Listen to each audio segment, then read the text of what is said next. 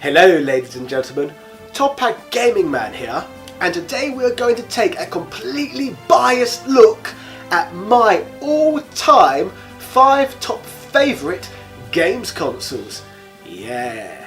Now before we move forward any further, I would just like to apologise for the fact that I currently have the bloody flu. I can say it's been absolutely awful. And over the last couple of days, I have been the illest I have felt in years. It's been disgusting. I've been puking up everywhere, and at certain times I've literally felt like I'm about to bloody die. Anyway, I started getting ill on the day I shot the Mother 3 video, and ever since then I've just gone downhill. But today I feel a little bit better, so I thought it's perhaps worth making a little bit more content for the channel, keep the wheels going. So yes, unfortunately, because I've been too ill, there is going to be no in-depth episode on my channel this week.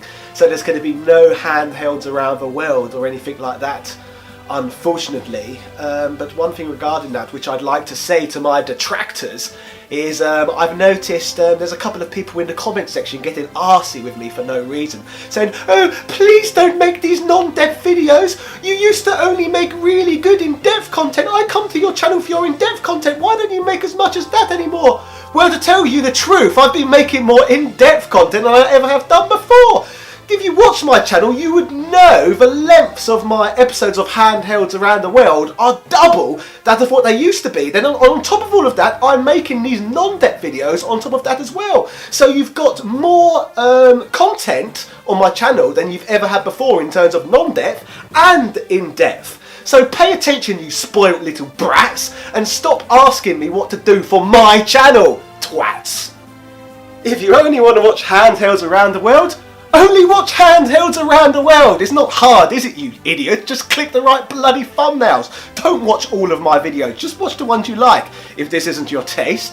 Anyway, let's move on to my 5 favourite games consoles. Basically, I got the idea for this video as recently I made those 2 videos which I stated that I believe the Nintendo 64 and the GameCube are both very overrated platforms.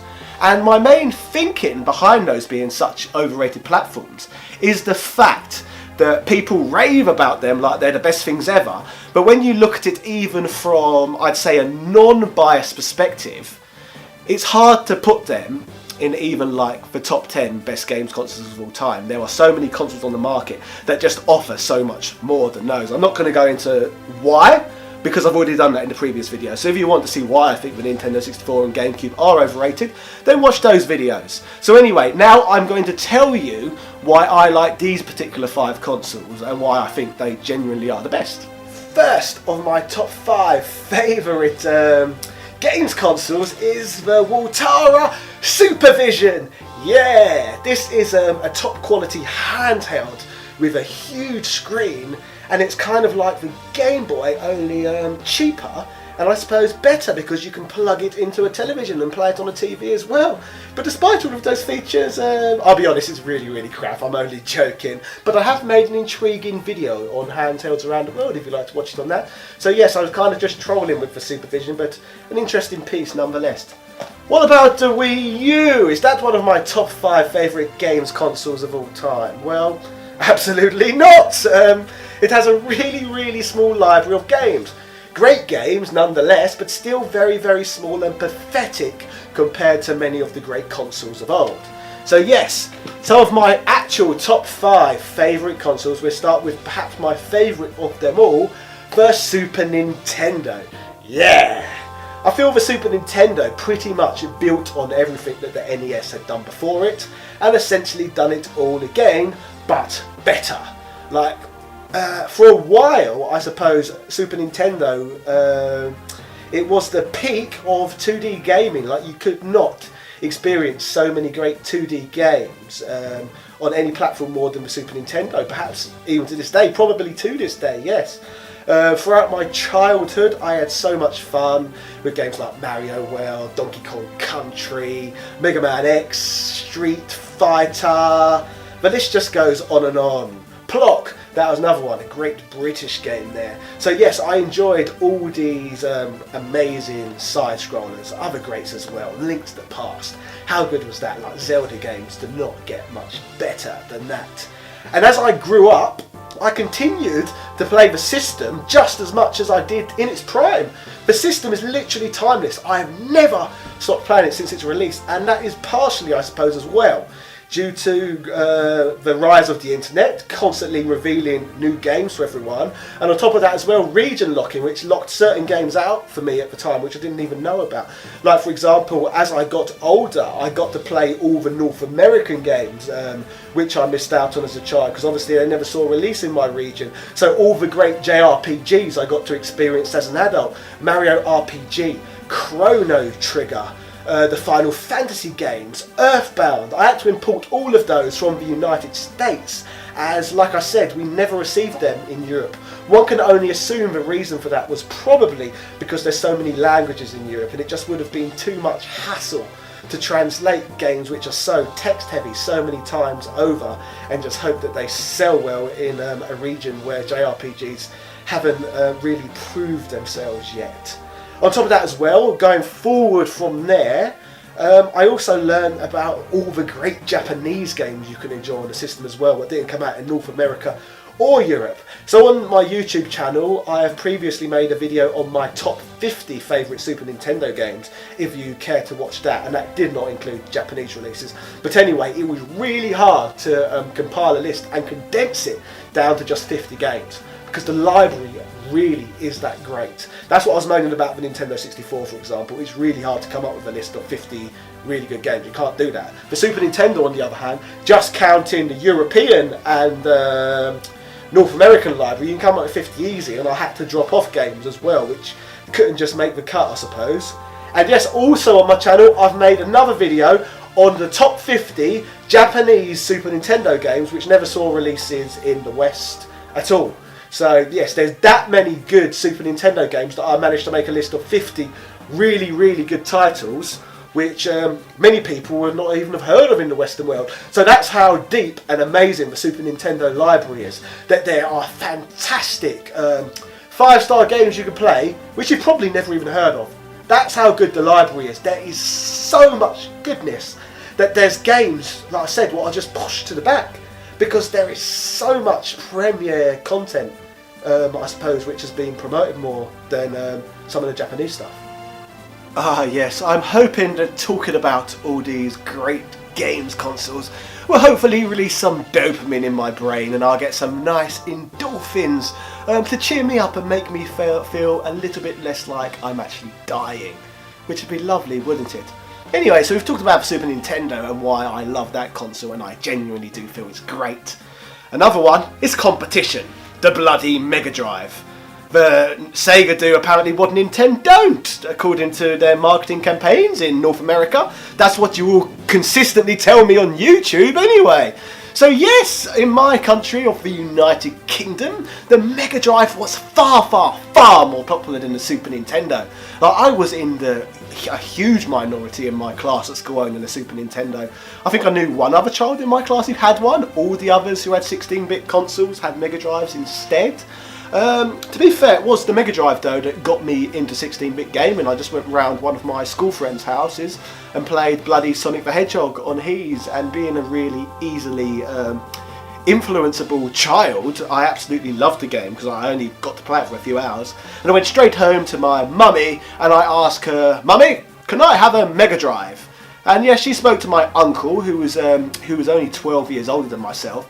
So he was young and tech savvy, I suppose, and he already owned a Super Nintendo, which I'd watched him play in his room quite a lot, to be honest. And he ended up lending me the Super Nintendo to see what I thought of that instead. And I did get a lot of enjoyment out of the Super Nintendo as well, and history was made, and I went for the Super Nintendo. But speaking of the Mega Drive, on the other hand, which is also one of my favourite gaming platforms, especially as I've got older, and I've purchased one as well, and I've now built up a ridiculous library for that in my home too. But yes, the Mega Drive, I suppose, you're getting a completely different gameplay experience from it. They're both 16-bit systems, but the Nintendo games at the time, I suppose, they were very, very bespoke for console gaming. They was very much a living room experience. Like, it was the first console, to my knowledge, where you could pretty much use save states in the majority of games, not just one or two. So all these games, they felt like odysseys, adventures. They were experiences an ongoing experience. Basically, it'd be one long adventure. Whereas Mega Drive games, on the other hand, I suppose it felt like a lot more of an arcade experience. I suppose Sega's whole marketing ethos at the time was taking the arcade into your living room, whereas, as I said, Nintendo, on the other hand, was more about bespoke experiences. So with Sega, you're getting a completely different but equally good experience within the 16-bit, which is why I suppose to this day it's still such a big argument about which was better, the Mega Drive or the Super Nintendo. Because really there isn't a right answer to that question. They're both basically equal because they're offering both great but contrasting styles of gaming. Like many of the games, if I remember, like Streets of Rage, etc., you had a couple of continues, but once you was dead, you was dead. It was like trial and error, rinse and repeat over and over again, like a lot of old NES games, I suppose. But then again, that could be because the Mega Drive did come out quite a few years before the Super Nintendo as well, so maybe the gaming style was a little bit more dated. But saying that, Sega kind of always kept that ethos about bringing the arcade into the living room, even into the days people didn't give a shit about arcades, which was rather obtuse, I suppose. Like the Sega Saturn was about bringing the arcade into your living room, and hilariously the Dreamcast was about bringing the arcade into your living room. Like, what was that about? Like, games consoles were amazing by that point. Why would we need arcade experiences by then? Surely we want completely bespoke console experiences. We knew what console gaming was all about by that point, so it was rather archaic, wasn't it, to bring the arcade home by like 1999. Why? Next on my list, the most successful best-selling console of all time, the PlayStation 2. Now, I was slightly torn on this one, whether to go for the PlayStation 1 or PlayStation 2, but ultimately I definitely decided for the PS2. Mainly, I suppose, because, as I've said before on this channel, early polygon gaming didn't exactly look great, did it? And with the PlayStation 2, you can play the entire PS1 library on it anyway. So yes, the PlayStation 2, it was the best-selling console for a bloody reason. It had an absolutely humongous, fantastic library of games. Like the Super Nintendo, it just has so much depth to it. And for me, that is what makes a great games console, depth. You need a huge library of games where you constantly keep finding great gems. Like, I'm not going to do that with the Wii U, am I? I've played all the good games already and its life cycle is only just bloody finished. With the PlayStation 2, I'm still finding more games to this day. That's the difference, isn't it? So yes, in regards to the PS2 itself, you could play DVDs as well, which was new and novel at the time, so we didn't need those stupid DVD players anymore. Like, how archaic, didn't need them no more. But yes, PlayStation 2, fantastic, huge library.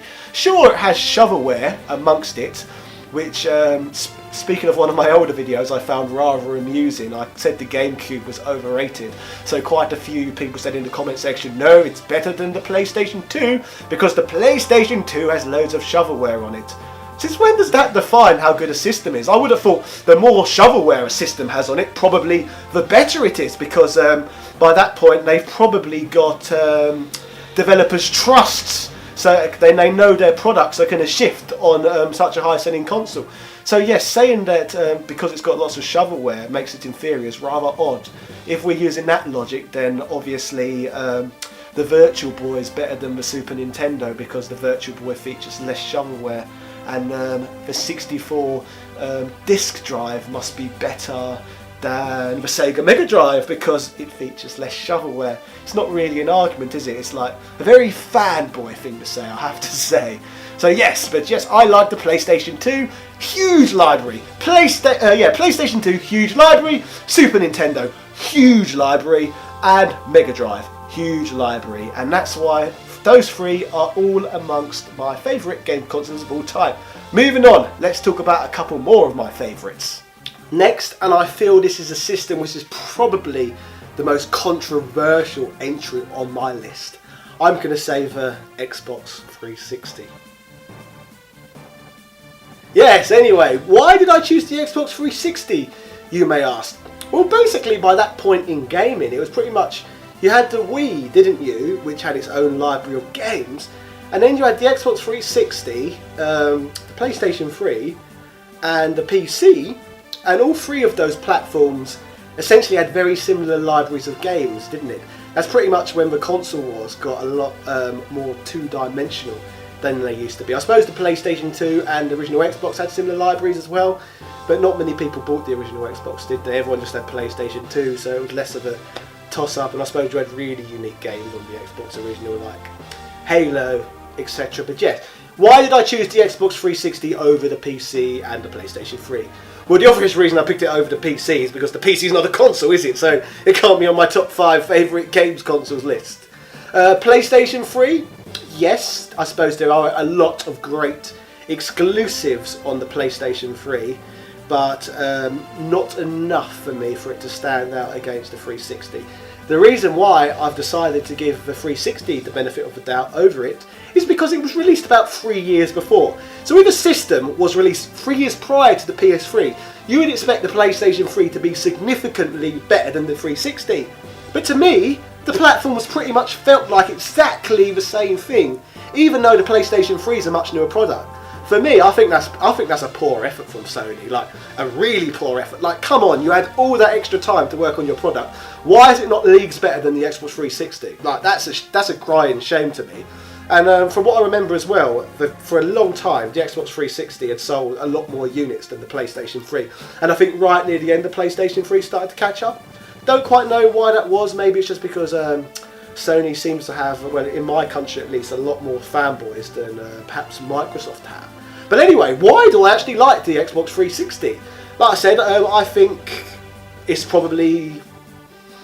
There's a good library of games, isn't there? But they're not just for the Xbox 360, are they? They're for the PlayStation 3 and PC. So you can kind of chuck all that generation into one load of games, really. But I'm going to say I enjoy playing them most on the 360. Probably because the 360 came out first. So I've got a big library of 360 games, whereas my PlayStation 3 library is really small because I already owned a significant amount of Xbox 360 games, so I just kind of built on that. So I've probably got about 30 or 40 PlayStation 3 games, and then I've probably got like 200 Xbox 360 games, I reckon. So yes, from that generation, I'm going to go for the Xbox 360 because that would just be my go-to console for that style of gaming. So yes, Xbox 360 I suppose already gained my consumer trust before the PlayStation 3 already came out, and it was practically the same product, wasn't it? So yes, with regards to the 360, it's just my way of playing such a great generation of games before the bloody PlayStation 4 and Xbox One came out, and then for some reason all games took forever to install. Why are modern games so slow and rubbish? It's not fair. So yes, the next one on my list, the final entry on my list, is what is my favourite handheld system of all time. We're going to go modern again, the Nintendo new 3DS. I honestly think this is perhaps the best handheld gaming console of all time. This thing's just bloody marvellous. Like, look at the size of that screen. I'm playing Fire Emblem at the moment, and I think I just died. So I must have rage quit, I suppose, last time I was playing.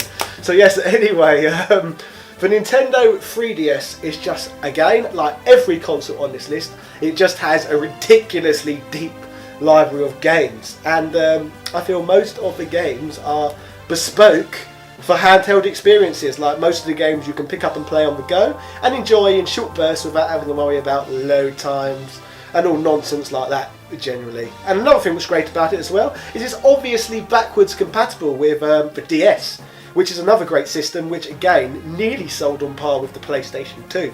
So that was hugely popular too. So yes, if I remember, the 3DS kind of had a really rocky start when it came out. Like at launch it had like an awful little selection of games, like hardly anything at all. Like I genuinely thought this possibly would end up the next Virtual Boy, just another flopped 3D system. But yes, it's turned into something that was pretty marvellous, and it's been going on years and years now, and even now the Switch is out, it doesn't seem to be stopping its momentum anytime soon. There's just so many great games to have fun with on this. Like, I don't even know where to start really. You've obviously got all the great Pokemon games, Mario 3D Land, Mario Kart 7, Link Between Worlds. You've got enhanced remakes of Ocarina of Time and Majora's Mask. It's just great, isn't it? You've even got like good JRPGs too from Square, like old school Final Fantasy. Like, do you remember when people used to like Final Fantasy games? Well, basically, Square Enix have been publishing games like the old Final Fantasy games on here. So you've got like Bravely Default and Bravely Second, which are both really fun JRPGs. But yeah, the list of good games is endless. So going into it's just going to be, yes, I'd be talking forever if I was talking about all the good 3DS games. Obviously as well, this has got 3D functionality, so you can play the games in 3D, which is, it was kind of mind-blowing when it first came out, but I think it was literally just a gimmick. I got bored of it after about a week, and I never ever touch 3D gaming now. I don't know about any of you at home, whether you use the 3D functionality, but yes, the 3D functionality is just a nice little sales gimmick, I suppose. Nintendo love bolting on all their bloody gimmicks on the systems. So yes, it's not, you don't need to do it. The library itself is fantastic. Just don't bother turning up the 3D. It's stupid. Very stupid. So yes, those are my 5 favourite go-to platforms. So if I got chucked onto a desert island and they said, you can bring 5 platforms with you and the libraries for each system, those are the 5 I would go for. I genuinely do not feel you can pick a much better selection of 5 consoles than that. Like, if you can come up with a combination of 5 systems which offer more variety and more fun than that, be my guest in the comment section. I challenge you. I'll probably just get similar selections where people switch out the 360 for the PlayStation 3, and a few American idiots who probably put the NES on the list because they're brainwashed by that system. So yes, obviously I'm only joking, and if you're too dense to understand the satirical nature of this channel, then maybe you're a bit too stupid to be watching anyway. Yeah. Anyway, if you like this video, as I said, let me know what would be a good combination of 5 consoles to take to a desert island for yourself. So yes, don't forget to like, leave a comment, subscribe if you're new here, and if you hate me, just please leave and unsubscribe. If you really feel it's necessary, leave a dislike.